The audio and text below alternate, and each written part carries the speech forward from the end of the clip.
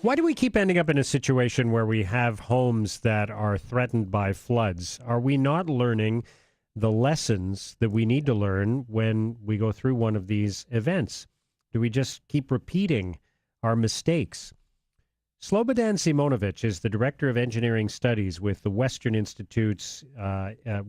Institute for Catastrophic Loss Reduction and joins us on Ottawa Today. Good morning. Good morning, Mike. What are we getting wrong time after time when it comes to planning for floods and preventing them? How much time do you have? Quite a bit. I think there are many things that we are really getting wrong. Probably one of the main messages is that the practice of preparing, responding, and addressing this kind of disastrous events is repeating itself. We experience the event, we clear and clean, we pay, and we don't change anything in order to prepare for the next event. Right. And there are a number of things that can be changed. Okay, so let's talk about some of those. And I guess the first question I'm going to ask is maybe it's an obvious one, but why do we build on properties? Why do we build people's homes in places that are at risk of being flooded in the first place? Even if it's a once-in-a-century event or a once-in-50 years event, it's going to happen at some point. So why do we put homes there in the first place? The answer to this question is actually in the existing regulations and the implementation or the enforcement of the regulations. Regulations are based on some kind of engineering or technical studies that are determining what land close to the river may be exposed to flooding or inundation, and then the regulation is being implemented in a sense of what can be done at that land. But the different levels of government who are regulating the land use are doing, they determine how far from the river and what can be done within that particular land. Okay, so the regulations allow for it, but I guess why are we still doing it? Why do we build properties on floodplains? Should we stop? I think that there is no way to continue with this practice. You're probably aware of the very high costs of flooding in the recent history in our country. I mean, just going back to Calgary 2013, Toronto 2013, 2005, Manitoba 2011, and so on. The kind of same message that we have too much of the value being exposed to the disastrous event, and something needs to change. Why are the regulators allowing use of the land? It's probably related to the way how the taxes are being collected, and I think the jurisdiction of the provinces is directly related to the decision what can be done and how the regulations can be enforced.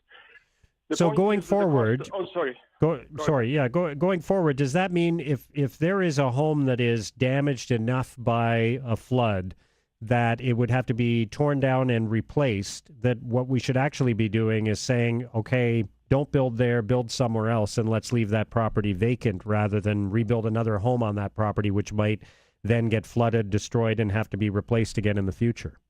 Mark, that definitely makes sense. And I think that makes sense from multiple points of view, economic point of view, safety point of view, and so on. The question is who is, kind of making that decision and who is enforcing that. I think the regulations are there to kind of provide the background for implementing this type of decisions.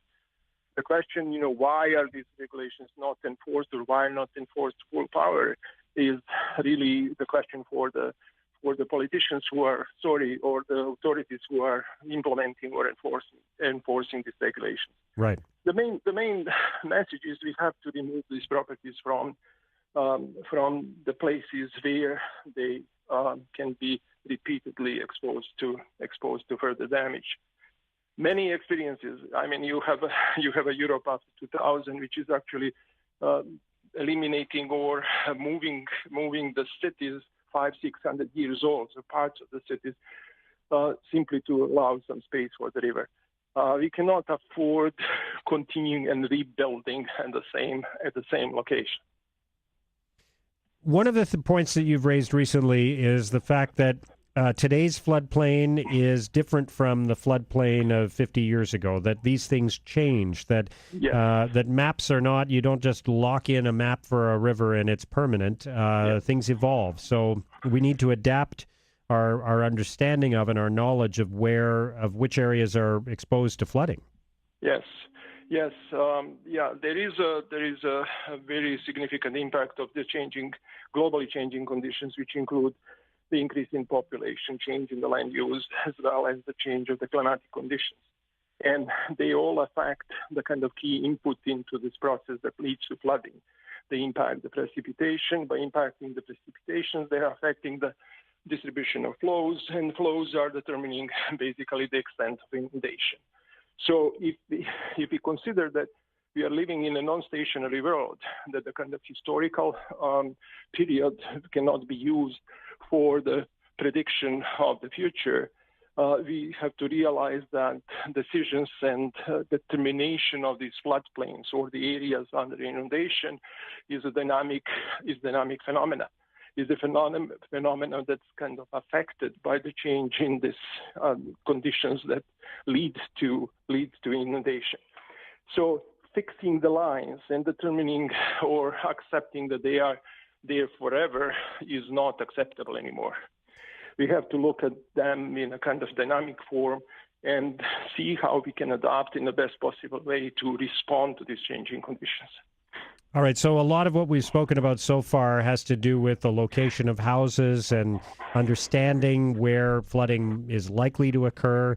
That's very big picture.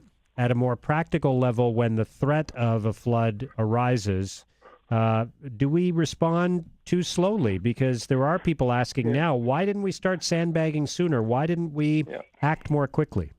There are a couple of possible reasons for that. I am, from the kind of personal experience, I can say that our system, or the Canadian system for responding to the disasters, is not the most efficient. We have this kind of hierarchical approach where the local and then the local governments are responsible at the first level. When the capacity of the local government exceeds the extent of the disaster, we move to provincial level, from province to federal level, and so on. So you see in that hierarchy, almost every step requires some time, and sometimes the water and floods are moving pretty fast and not following the dynamics of that process.